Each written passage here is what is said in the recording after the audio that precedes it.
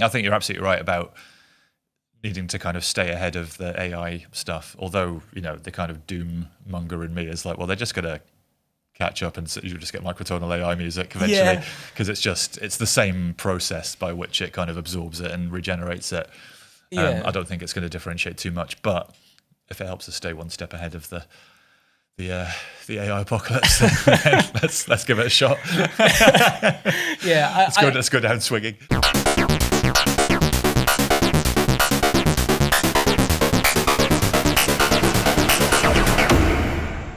Hello, and welcome to episode 8 of the Signal Flow podcast with me, your host, Luke Palmer, and me, your other host, Tom Churchill. How are you doing, Tom? You all right? I'm not too bad, thank you, Luke. Yes, the sun is kind of poking through the clouds here in Glasgow at the beginning of August as we're recording this. Rare sunshine at this point now. Summer's over. Yeah, it does feel like summer's over some of the time at the moment. But yeah, we're here. What have you been up to music-wise lately? Yeah, I wrapped on the film that I'd been working on, which is called Mercury. So that is now all done, and it ended up being probably about a 6-week process. So as you'll probably know just from any musical project or any project that you're involved with, it sort of tends to get like progressively less fun and progressively more like work towards the end. Like the big picture details are fun and like, cool, what is this scene going to sound like? But once it's, week 5 or 6, I was like, I've really enjoyed this one, but like it was nice to kind of like bookend that. And then I could start on new other things and kind of like, it was taking a lot of my headspace up. Yeah. So it was really good to get that done. And the director and producer were really happy with it. And they did a little premiere screening in Cape Town, which is where it was filmed and where everyone who worked on the film was from. So that was good. I have been keeping an eye on gear and pre-ordering a thing. So I've pre-ordered the Chase Bliss Bad Mood, which... How does this differ from Mood, the original? Yeah, so for people who don't know, Chase Bliss started as like a guitar pedal company and then over the years have developed into... They work very nicely with synths. They handle both levels really easily. The pedals I would describe as often very interesting or slightly eccentric. I would put them in this more creative camp of effects pedal manufacturers. The original Mood and the Mood Mark II is a sort of 2-sided pedal where one side is different effects that can be on your dry signal. And then the other side is an always listening micro looper side. So the traditional looper pedal works by you hit record, you play something, you stop record. The way the Mood micro looper works is at any point it's listening and you just hit the pedal and it's like, hey, this is what I captured. So it's like always listening to recent like memory, basically. And from there, it then takes the micro loops and there are different ways that it plays them back with different weird effects and that kind of thing. I actually had a Mood Mark II already and I used it for a while and then sold it because I didn't really like it. So it seems a bit odd that I would buy ostensibly the same pedal with a slightly different sound set again. But the reason I did that was because I wasn't really interested in using it in a live improvisational context. I was kind of just like, oh, maybe this will make fun sounds in the house. But I'm kind of like looking forward for doing live sets towards the end of the year. And I want improvisation to be much, much more of a focus in those sets. And so I like the idea of being able to capture and obfuscate and smear what I like the main sound sources and kind of like, create new sounds from those sorts of things. So the Bad Mood, as it's called, is like a small batch bliss pedal, which just means that there's a pre-order window of the entirety of August. If you pre-order it, then you get one, but it's not an evergreen pedal. So it's kind of like you just pre-order in that window and you get one. It's a limited edition. Yeah. So I'm looking forward to that. It sounds a bit more shoegazy toned, like the inbuilt effects feel a bit more like dirty and aggressive, which I think is a bit more interesting than the original mood and probably more in line with what I'm interested in. So yeah, I'm looking forward to that. I think that would be, I should hopefully get that this month sometime. Yeah. So, but yeah, other than that, not too much. I got a Keenatones ribbon. Yeah, I was going to say, did you not have it? Was there another pedal in your life? Yeah. I got that on Reverb. And I had a quick shot. I literally got it yesterday, so I haven't really had much time to play with it. But it's a little clunky to use as a 4-channel looper, just because it's like a sort of like standard guitar pedal size, and it's also like a pedal that already has a bunch of functionality in it. So the 4-track looper feels a little bit button combo-y. Yeah. But I was surprised at how good it sounded for the tape style effects that it does. Yeah. And I also really enjoyed just looping the Atrium, which is going to be the primary source of the improvisation. And I think we'll probably end up talking about that at some point on this episode of the pod anyway. So I'll kind of leave too much of the improvisation chat for later. But yeah, I think the part of the plan I'm having is a slightly traditional 4-track looper for capturing things that I want to sound like the thing. And then the bad mood for like messing that up, messing up other aspects, or like taking things and kind of obfuscating them in some way or smearing them. Yeah. So that's kind of my rough idea as being like a main sort of sound source, loopy improvised set. Nice. Which I've not done before. So and you're still loving the Atrium. Yes, we'll talk about that a little bit later, because it's going to come into some of the conversations that we're going to have anyway. Yeah. But yeah, very much so. It's very much so. But what's new with you? Got any Not as much new with me as you. I haven't bought any gear. I'm actually, if anything, I'm trying to sell some gear, like musical equipment, that is, because I've got too much stuff in the studio, as I've probably mentioned before, and I've recently moved and everything like that. So I've sold a few bits on Reverb and eBay. They haven't really made much of a dent in it, really. Like selling a couple of 4HP modules doesn't make a huge dent, but that's fine. I'm actually getting a new Jaspers stand as well to kind of have a few more things to hand. So I'm still kind of in refining the studio setup mode at the moment. Yeah, and getting ready to film videos again after a bit of a break from that. Yeah, obviously I've done a few little bits for the channel and stuff, but for the Signal Sounds channel, that is. But for my own channel, I've got my sort of long-awaited now K-Accumulator video. Got an email from magnum opus. Yes, I think it's going to be my Citizen Kane, my masterpiece, my Apocalypse Now, maybe. So that is coming along. I've got a lot of patch ideas for that. I mean, a lot. I'm in a kind of whittling down and refining phase. And then I was chatting to you at work the other day about just my kind of what approach I'm going to take to trying to explain it, because it's quite a dense and complicated module, and there could be a lot of talking if I script an intro, to kind of go through the panel. But I do think it does need a bit of explaining. So I'm going to try and do something where it's not a lot of dry chat and there's some kind of musical examples of the stuff. Yeah. But that, as a module, it's not only an oscillator, it's got a function generator, which can also be an oscillator, and it's got a delta sigma pattern generator, which can also be an oscillator. And it's got a second oscillator that could also be a modulator. And it's got also be an oscillator. Yeah, the second oscillator could also oscillate. And it's got a very, a fairly complex and comprehensive kind of tuning and routing system for all that stuff. There's a kind of root tuning system, which we'll come on to when we talk about some of the stuff around microtuning and stuff a bit later in this episode. So yeah, that's kind of and I'm also, apart from the video sort of prep, I am also kind of doing some DIY stuff. I've got a Prism Circuit Surge TKB to build for someone, which is kind of in full flow, and I've got your long-awaited fourth panel on the bench as well. All the bits are here. I'm just waiting for the panel to come in from MeFace for that, and then I'll start putting that together. That fourth panel's really going to tie the system together. Really I'm not going to need a fifth panel. Yeah, of course you won't. You heard it here first. Definitely not going to buy a fifth panel. I'll show you the TKB when I've built that. No, you don't. So yeah, that's it. I did try out, on your recommendation, the Fairfield Circuitry placeholder pedal, which I really liked. I decided I don't need it in my setup at this point in time, but I'm definitely not ruling it out for future. I particularly liked it in that kind of self-oscillating droney mode. And I also really liked it with very short times in a sort of springy, flangery kind of territory. So yeah, impressed with that.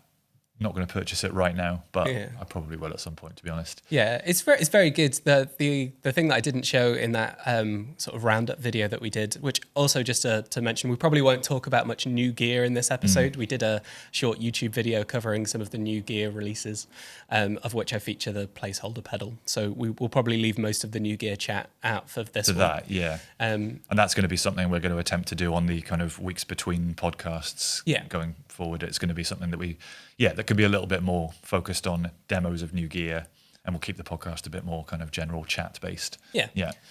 But the placeholder pedal also has an access to its effects loop. And so I've had some pretty fun experiments. The feedback part. Yeah, you can put it in the feedback path rather. Yeah, you're right. And in that feedback path, depending on what you put in, you can get some quite interesting results. So one of the simple examples would be if you add a digital delay to the feedback path, you get much longer sounding reverb times. You can also, I had really good time putting a flanger through it, and all of a sudden it was like especially around that short decay times, everything started to sound like pretty nuts. So I've been enjoying that a lot. But just to come quickly back, you were talking about your magnum opus. One thing that I sort of feel like maybe I have never seen it be discussed anywhere is the amount of work and effort and thought that often goes into the sort of YouTube videos. Because having done a few for the Signal Sounds channel, I wouldn't really say it's actually something I would say is a natural strength or something that I absolutely love doing. I find them quite stressful to do, to be quite honest. So do I. And I think that there's I think sometimes when I look at some of the YouTube comments on these videos, I almost feel like there's maybe an element of like the people watching don't actually know how much work often goes into some of these. And maybe the case is that for some YouTubers, not a lot of effort goes in and they just put a camera up and hit record and basically don't do any editing. But I know for your ones, it's very detailed and very well researched. And, you've been talking about this video now for several months. Like this is, it would be pretty fair to say this has been months of work off and on. But like it's been hampered by a house move in the middle of it, and but I did get the module before I moved house. That's right. So it has been, and that was May. So May, June, July. Yeah, it has been months. Yeah. And I mean, I haven't been working on it solidly for all that time. I've been dipping it out, but I mean, I would say it varies a little bit depending on the module, like how much research and homework you need to do. There's some that I've done previously which have taken, like the Geranalog and Heimbach Collide 4, which is probably the closest kind of type of module in spirit to this one that I've kind of done a video about, because it's kind of multifunctional. There's nothing quite like it out there. It's got lots of individual building blocks that are quite, the concept is quite complicated and takes a bit of explaining, because it's not like, here's a low pass filter. It's like, this is a thing with a bunch of different building blocks in it, and it's configured like a test lock-in amplifier and, that kind of thing.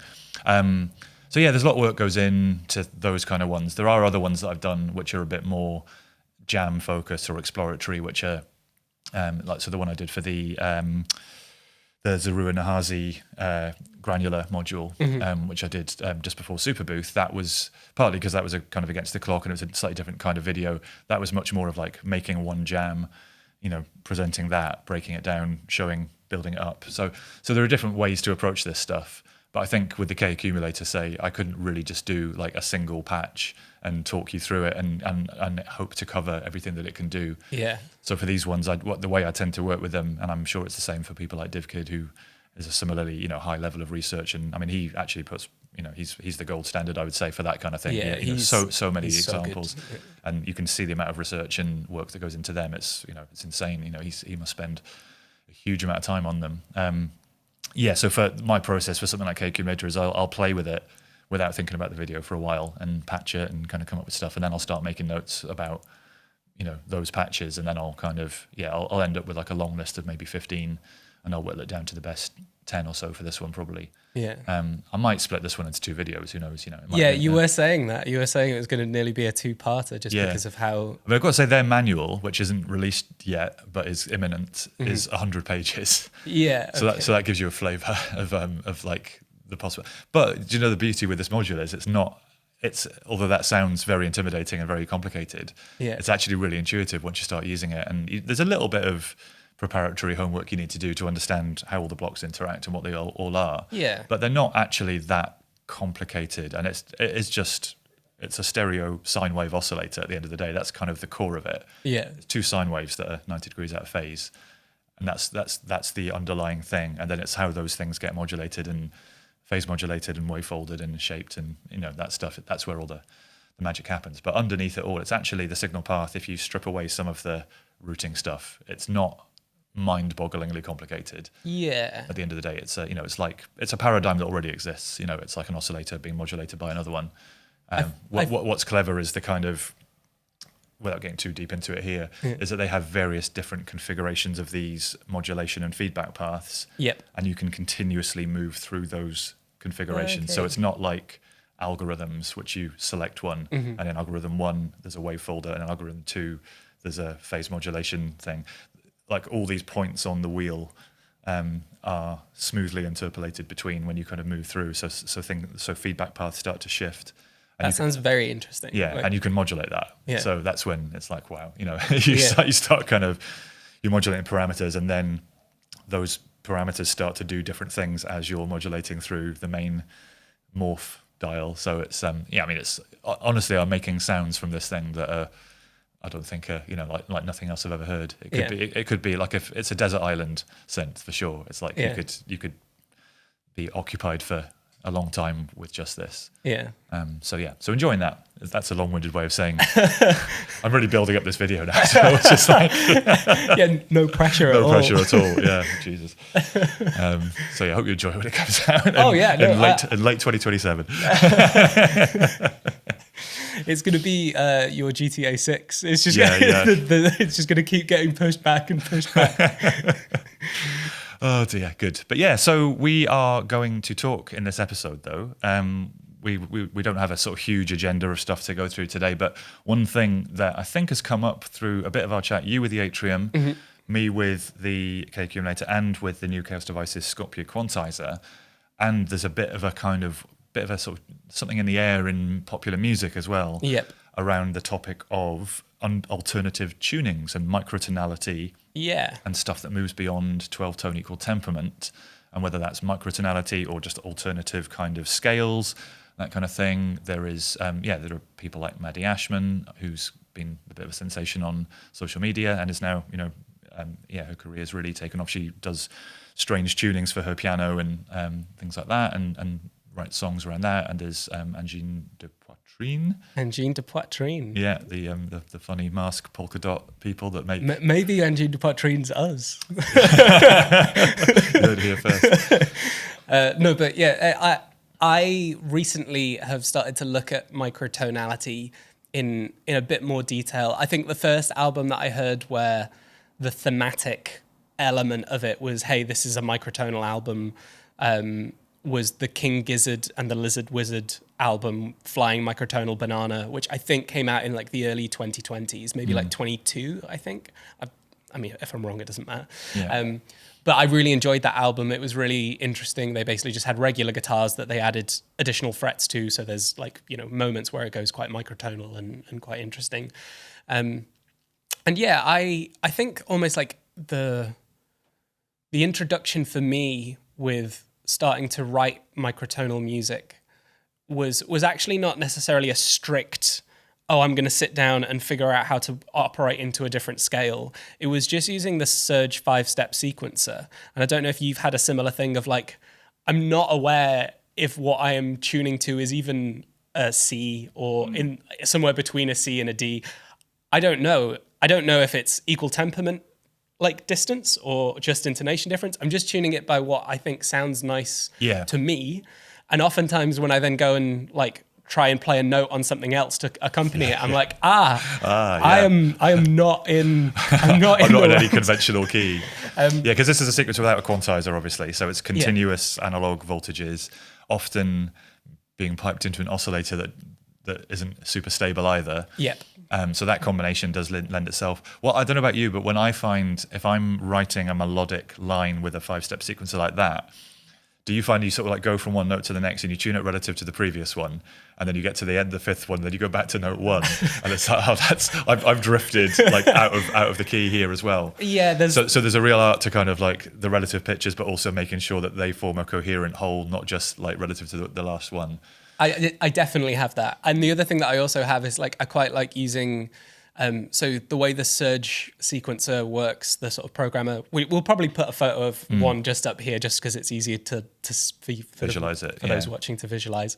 But there's multiple lanes of a 5-step sequencer. You can, if you're doing a DIY kit, choose alternative numbers of steps. I think the most fun for me is the 5-step sequencer because it immediately puts you into odd time signatures from the get-go. And you can obviously make it a 4-step sequencer. I've got the 16-step version as well, which is the one that Finley of Future Sound Systems made a few years ago. And that's like a 16-step version of the programmer as a full panel. Yeah. And I've got that in conjunction with the 5-step one, so you can get polymetric business going quite easily. But I'll often use like other channels for like doing kind of like 2-note chords or 3-note chords. And that's also where it kind of is quite fun because I'll be like, you almost have to multiply the same problem of like, oh, my first note and my fifth note now sound really drifted. And I'll do one oscillator at a time and then be like, oh, then put them together and then kind of like find nice notes. And I'm like, I have the same thing of like just tuning by ear and sort of tuning by vibe in some ways ends up like kind of outside of the realms of like traditional equal temperament tuning. Because I've tried using a tuner to actually do it properly, if you know what I mean. I've tried going step by step and then using a tuner and it kind of works, but then they start drifting again, which is quite nice because they'll drift by little amounts. But the most fun I have with it is when I just do it purely by ear and I'm not, I don't know what note I'm starting with and it's all just like, that sounds good, next note sounds good, and you sort of, you start to layer and loop those things and you're just doing it by and it's a nice way of not overthinking it and just kind of, going by feel.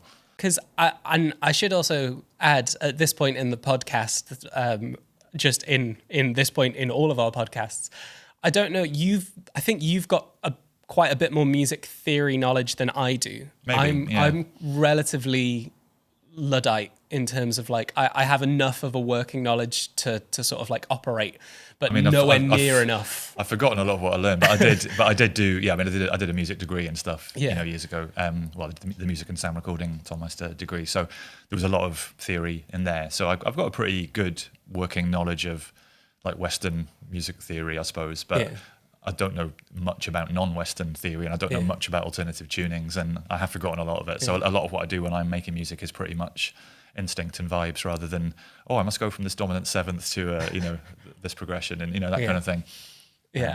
But in that in these conversations about sort of Western tunings and sort of like going outside of those things, is just intonation done by ratios, not by so basically just intonation is kind of like a slightly purer, it's kind of like the purest way to divide or to create a scale by using whole frequency ratios.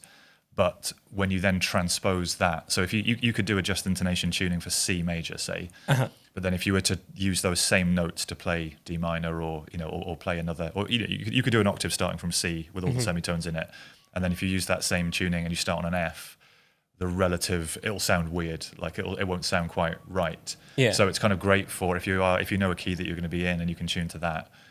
It's also, just intonation is really good for frequency and phase modulation relationships with two oscillators. So if you're going to modulate one, so you probably, people that have used FM a bit, especially analog FM, know that if you stick to kind of octave ratios of one oscillator and your modulating oscillator is an octave above that or 2 octaves above, it kind of sounds quite harmonious and musical rather than clangy and discordant. And if you use just intonation ratios, then it opens up a few more kind of harmonious relationships between those two waveforms, or those two oscillators that are, one's modulating the other. So just intonation is kind of, a way of, I'm not positioning myself as a massive expert on this, but it's, it's a way of kind of, it sounds very pleasing in the octave or in the key that you've tuned it to, and it starts to sound a bit odd when you move away from that, odd to our ears, I guess. Yeah. So what equal temperament is a way of adjusting those tunings slightly very, very slightly, so that you can then move between scales and keys and stuff, and it all sounds the same. Yeah. So actually, equal temperament, what we know as equal temperament, is kind of mathematically not as pure as just intonation. So those frequency relationships are a little bit off, but it's the kind of one-size-fits-all tuning, if you know what I mean. It means that you can move from C minor to F major and those things, and you don't suddenly get a discordant kind of feel. Yeah. So that's those two, and then obviously there's the whole world of other things where you divide an octave by different numbers than 12 and things like that. Yeah, because there's microtonal, which is dividing it usually by more, like 12 notes by more than 12. Yeah. But there's also like someone who came into the showroom once was talking about how they were using macrotonal. And I was like, what's macrotonal? And it's when you divide by less than 12. Yeah. And you still end up with notes that are between the sort of traditional notes. So you still end up in what you would describe it, or you could conventionally think of as being microtonal. Yeah. But it's so you could divide an octave by 7 into 7 equal steps, for example, and then those steps wouldn't precisely align to any of the 12 semitones in equal temperament. Yeah. That kind of thing. And so I'd be keen to know how you've been exploring microtonality, and then I can talk a little bit about my experience with the Atrium. So it's the K-Accumulator has so the tuning system in the K-Accumulator in the kind of root section of it, which is the kind of the master tuning hub for the whole instrument kind of thing, that has a quantizer in it, which you can flip to be either equal temperament or just intonation. So the equal temperament version has a whole bunch of like 20 odd scales, as does the just intonation one. So I've been experimenting with that, both for the kind of ratios I was talking about for the phase modulation and for that kind of thing, but also just as a tuning for melodies. Yeah. So you'll hear about that in the forthcoming video, because I've never really had an instrument like that where you can easily flip between the two and you've got a bunch of scales on tap inside the instrument. But the other thing that I've been playing with a bit recently is the new Chaos Devices Skopje quantizer, which makes it very easy to use alternative scales. You can use Scala format scales, which is a kind of standard for specifying alternative tunings, like a sort of system of notation for that. Or they've got their own very simple notation system as well, so you can make your own scales and populate them in text files. So I'm in the middle of kind of learning that as well, and exploring some things. And I'm really not an expert in this stuff. So with all this stuff, I'm just playing around until I find something that I think sounds interesting or sounds unusual in a good way. Because a lot of this stuff can just sound weird and like discordant and clangorous and kind of unsettling. That can be a good thing, of course. But then for me, it's about finding the stuff that's kind of just odd enough, but still also has something in it, which, I think this is why I found the Atrium to be really good at this. Because I have had instruments in the past that, like the Prophet X that I have, for example, there's a mode where you just can turn it off from equal temperament and there's loads of other scales and stuff. And usually when I do it, I'm just like, this just sounds a little bit crap. I'm just like I can find like a few notes that work, but it's quite difficult to make longer phrases and stuff that really work. And I think the thing that I think Maddie Ashman has done really interestingly is the way that she typically has tuned her piano when she's been doing these things. It's like a digital piano, I think, that she's been using for it, is maintaining almost like a C major scale, but then all of the alternative notes are sort of like placed into these like sort of no man's land area notes. And so you can keep things relatively tuneful. So there's like a framework there, which is conventional. Yeah. And then the gaps in between those kind of like core notes. It's not like you've just taken every single note in the scale isn't microtonal. Yeah. I think this is the difficulty I've had with quantizers is like everything is microtonal. And so it can be quite hard to get something that sounds really lovely. Now the Atrium works in a really interesting way because you can have up to 25 notes in a scale. And then you have 5 voice polyphony that then can sort of jump around those notes. But I can put in relatively standard, every individual note can be, basically you just drag it down or drag it up to push it out in in terms of sense. And so I can have a thing where. And are you doing this on the device itself? It's all on the device. Oh, interesting. So you basically I think it's like Alt and scale. It's muscle memory to me now, but I think it's Alt and scale. You edit the scale, editor mode. You can add notes or remove notes, and then you basically can just zip around, move it up and down with like individual chromatic ones, and then individually drag notes away. So the stuff that I've been doing has been like finding a scale that I already like, and then adding in like messing it up a little bit. Yeah. And the other thing that's really nice about the Atrium and the way that it does scales is the notes step through almost like a step sequencer, and that's actually technically what the step sequencer in it is like you just press play. There's like a little black gesture button, and that basically just plays the notes in your scale, and technically that operates as a sequencer.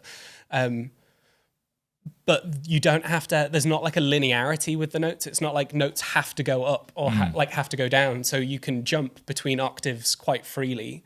You could have there's nothing to say that you couldn't have a 25 note scale that's all C and you just microtone like away from C 25 times. And so every note in the scale is just a C. But like tuned ascent up or down. Like you can be really silly with it, or you could be quite, you can do quite interesting things. So like I might do a thing where I actually have 4 or 5 of the same note in the 25 note scale, but each one of the notes is slightly detuned off of each other. And so you can get quite interesting beat frequency stuff happening even within what you would sort of like typically describe as like, you know, I might just be in a C major scale, but I've kind of like purposely detuned quite a lot of the notes in it so that it adds a bit more of a vibe and a character.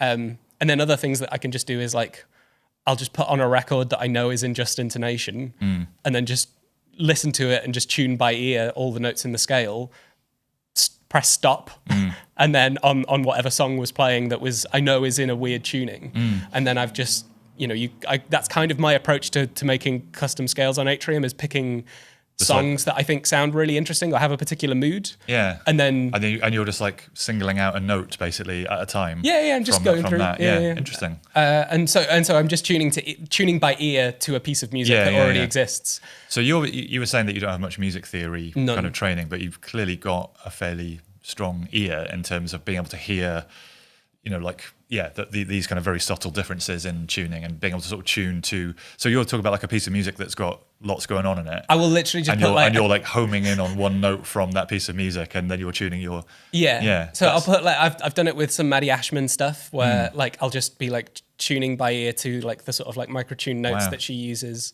And the other ones I've done is like Callie Malone, who does a lot of like really beautiful organ drone music. And like, again, it's sort of like this really weird, not to go on too much of a tangent, but we kind of have this idea of like Western music is equal temperament and all of the others are doing some weird thing. Yeah. But like, the history of our music existed like with quite a lot of weird instruments in like different tunings before, and organs are a good example. Yeah. Like I know that I was listening to a great podcast with her where she talks about her live performances. She arrives often like a day or two before, and she starts playing the organ, which is usually in a different tuning system or potentially in a different tuning system than what she's used to, and is almost like adapting the pieces of music that she's written to that particular organ in that particular room. And I just find that a really beautiful concept of like kind of adjusting to these things. And so I kind of was like, okay, well, like, what would it be like to sort of work like that, but with synthesizers? And I think the Atrium does that really well because you can then just save that as a preset. So it's not like I have this thing where, you're not spending an hour tuning the instrument to a record before you can do any music with it. And then as soon as like, for example, if I did the same with the Surge, which would be a nice way to spend an afternoon, I'd then, when I unpatch that, it's gone. And I don't, that 10, 15 minutes of like dialing in the notes to get it sounding really nice and kind of tuning it to a piece is like kind of almost immediately lost at that point. The transient nature of the Surge patching. But because of that, I find that the Atrium has lent itself to that sort of stuff, to exploring microtonality. And I think you kind of very briefly almost mentioned it, like when you were talking about the K-Accumulator, you almost used a phrase of like, it's so easy. it's like an accessibility thing for me. Like I've always been interested in microtonality. Yeah. I just could never be asked. Yeah, it's about finding the way to explore it, which is intuitive for you, isn't it? Yeah, about finding a way, because it's always been possible with quantizers, and lots of keyboard synths have got alternative tuning stuff built in, which are like you said, I think you said about the Prophet. You can switch out of equal temperament and start playing, but that's not necessarily the most intuitive way to explore stuff. And those, I think the restriction I have is I really like the ability to, in that moment, like on the Atrium, I am choosing which notes are going to be nice and which ones are going to be a little off. And I can choose how much of a frequency those, like not necessarily like musical frequency, but like how often am I going to add in a bad note? So in a 25 note scale, I say bad note, how often am I going to put in a microtonal note in a 25 note scale or a 10 note scale?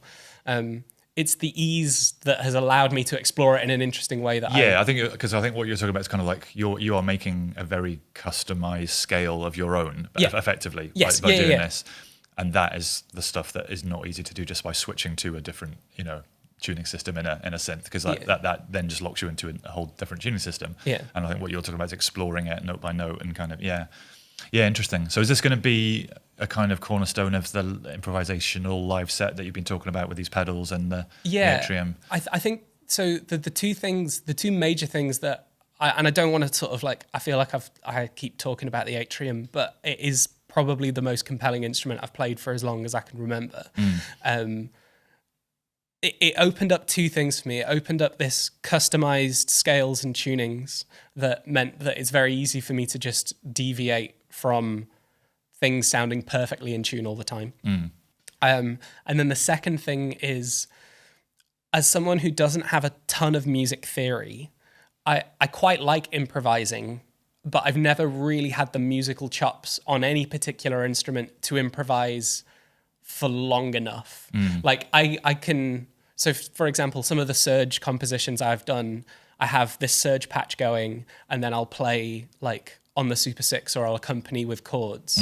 And I can, I'll maybe rehearse for about half an hour, and I kind of know what notes I can play, and I know the shapes of chords, and I know like roughly what I'm doing in that moment, like while it's fresh in my mind. But I couldn't come back the next, a week from now and still have that same.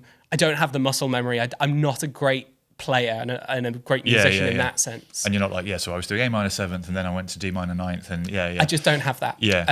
But what the Atrium has given me is essentially, I can't play a wrong note. I can add wrong notes into the scale, but like I can know that no matter what I'm going to do, it will like be musically relevant. But it doesn't have that real issue that I've always had with like, when you take a musical keyboard and then you apply a scale to it, like you can do on like all of like the Ableton Push and all of these things where you can be like, hey, these 12 notes, let's get rid of the notes that don't work. And so no matter what you play, you will be guaranteed to play a right note. The difficulty I've always had is like, I have enough music theory knowledge that I do know shapes, and then those shapes don't work anymore. I've had that problem with that as well. Whenever I've had, when notes are laid out across pads, and in that way where it's like, so now you've just got a pentatonic minor thing, so everything's going to sound nice. But then I've got no muscle memory frame of reference for like how to play a triad now. Because you've, like I'm used to doing it with like these 3 fingers, and now like I know that they lay them out with like octaves above each other and stuff like that, and probably I just need to practice a bit more.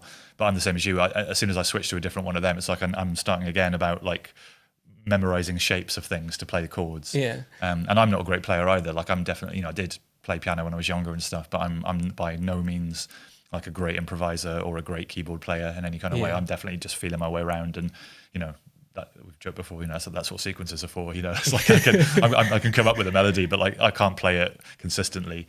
I'll figure it out note by note and then record it in, and but so it's this whole approach in the Atrium definitely kind of helps you break away from some of those more conventional approaches to performance. And because you have a pitch slider and a volume slider, and you can also strum individual notes, or like, put your whole finger down and you'd essentially play all 5 notes at once.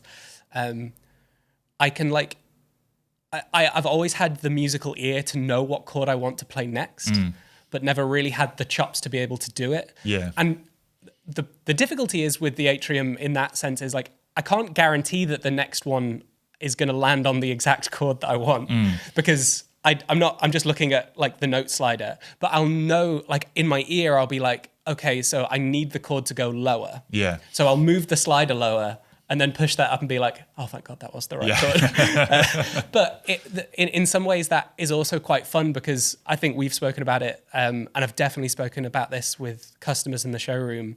One of the appeals of things like modular and electronic ear is kind of like this interaction with this thing. You know, like, oh, I've set this random sequence going, like a Turing machine. Oh, I've locked it and now it's really, really perfect. It's this interaction and a back and forth. And the thing that I've been really enjoying about these, I've been actually rehearsing with it, like practicing with it like a guitar, you know, every night I've been like doing about half an hour of just like, you know, practice. Yeah. It's really interesting to me actually that the Atrium in particular. I mean, I know people have this with the Buchla music easel as well. It's a it's a self-contained instrument, and people do like learn to play it as if they were learning to play the guitar or the piano. You know, and there aren't that many unconventional instruments like that around. I'm actually surprised there aren't more at this point. Yeah. Because the music easel is definitely one where people, master that as an instrument. They learn to play with the touch keys and all that kind of thing. And it's got just the right amount of complexity in it to be quite rewarding on its own without needing loads of extra gear. And it seems to me like the Atrium is like a kind of modern, take on that concept where it's like you don't need much. I mean, pedals help obviously and stuff like that, although it does have effects built in. But this idea of having a kind of new form of interface and a new way of approaching tuning and a new kind of way of gesturally interacting with an instrument is quite interesting. And I'm kind of excited to see who else picks up the baton on that. Yeah. In terms of other instruments, other form factors, other things. I know Soma have been kind of in that space a bit with things like the Terra. Soma have done stuff. Clank did the uranograph. Oh yeah, of course. As well. Yeah. But yeah, I can only speak to my own taste, but there was something about the Atrium that relatively quickly I was like, oh, like more so than like the Clank uranograph or those sorts of things that can also do micro tunings and all that sort of stuff. It just sort of spoke a bit more to me and I was like, there's something there. But yeah, it's been getting better the more I've been playing with it as well, which is also for me a good sign of like god tier gear. Is like most times my first 2 weeks with a thing are like the best 2 weeks. Yeah. And then it's all downhill. And then you've kind of done all the good stuff and then you're just kind of like, oh, what else could it do? Oh, not much. Yeah. But it's been maybe like 5 or 6 weeks now, I think. And I'm finding more interesting ways of like interacting with it. I'm going to need to rebrand this podcast, the Atrium podcast, or the Atrium and K-Accumulator podcast, because I feel the same way about that. In terms of a lot of gear you get, and I know exactly what you mean about how the first 2 weeks with it. That's when you kind of unlock all the exciting stuff. Yeah. And after that, you're sort of like you've kind of done all the good stuff, and you've sort of run out of fun stuff to do. Whereas I'm finding the same with the K-Accumulator. That there's like every time I'm patching with it, I'm discovering new things, or there's so much more to. It's going to be a while before I run out of steam with it, I think. Yeah.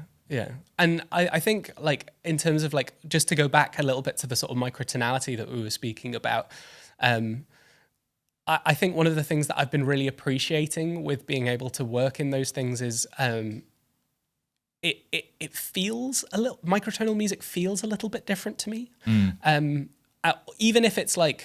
Even if all I were to do was just shift every single note to sort of almost feel equally tempered, but just it's exactly 50 cents out of tune, for example. Like even that to me sometimes just sounds a bit different. And we kind of spoke a little bit about Angine de Poitrine and Maddie Ashman and this sort of like, there seems to be a little bit of interest. I mean, it's not new territory. We Aphex Twin's been doing microtonal music for a while. And it's been explored for a while, but there's definitely something in the air at the moment, though, isn't there? And do you think? I mean, are you going to come on to what we were talking about the other day? That this is what might differentiate it from AI slop. I think my big prediction for music, not that I have that many predictions, but like the logical part of my brain says that if music can be really easily replicated, then human music has to get weirder. It has to be more interesting and different, because right now, I think people writing country are screwed. Like you can put like in an AI generator, like the sort of like traditional stadium country kind of stuff, not like the good country where it's like, you know, acoustic guitars and actual heart and real good songs, but like the stadium country, the sort of Bud Light, the lowest common denominator version country.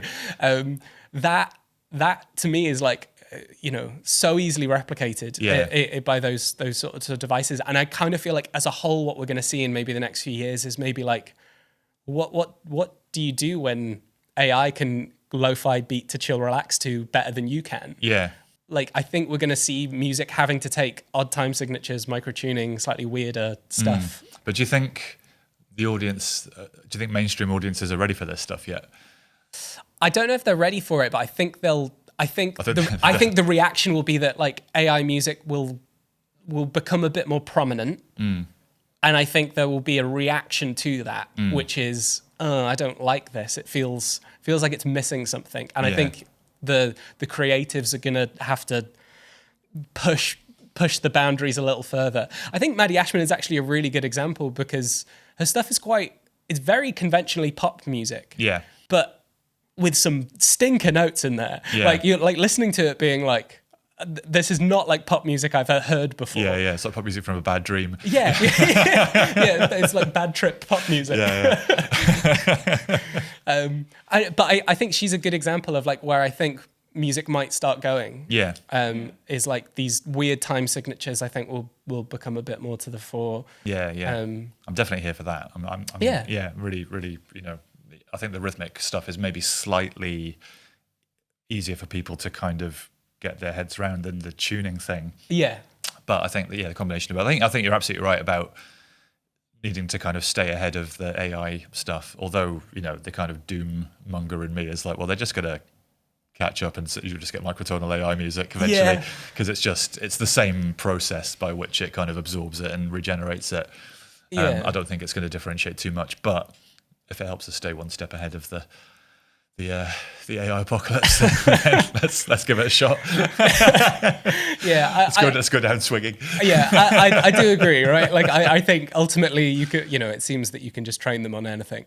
But I do think that there's something to be said about. I think the weirder the music is, the harder it would be to train something to learn how to do it. I mean, I think the thing that's really going to, you know, be the big dividing thing between real music and AI music is live performance. You know, and that comment, you know, I think that there's a, I mean, you know, you can get quite things like that ABBA show, you know, the hologram shows and all that kind of stuff. Is you can certainly make a spectacle with pre-recorded music, but I think most people still want to connect with a human being on some level when music's being communicated. So I think live performance is going to be the kind of where people actually are human beings making music. And I think the recorded music side of stuff, you know, like we're already at the point where you can hear everything that's ever been recorded and through your phone, you know. Which is overwhelming. Which is overwhelming anyway. So I'm not, you know, I'm sort of, if we get this kind of self-generated recorded music kind of happening, then fine, you know, if people want to listen to that, then good luck to them. You know, it's like I've got so much. I was saying the other day to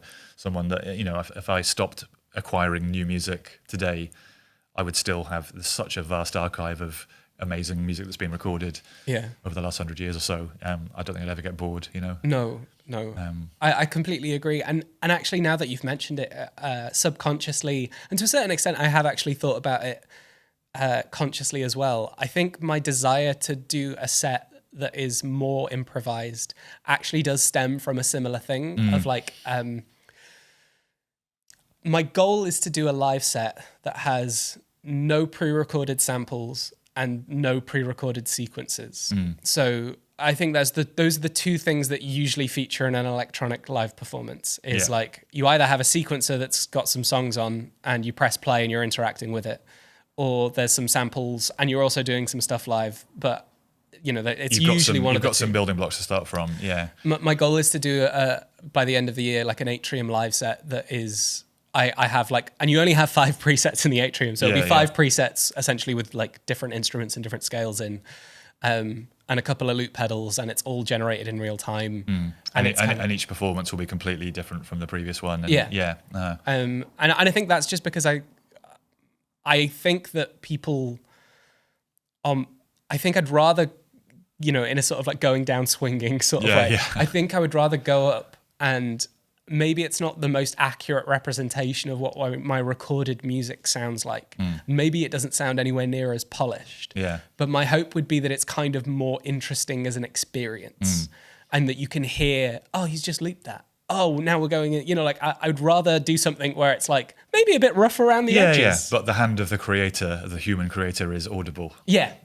That's my goal. And I think, if I keep practicing the Atrium like a guitar, I think by the end of the year, I think I should be able to do like a reasonably interesting 20-minute set, I think. Nice.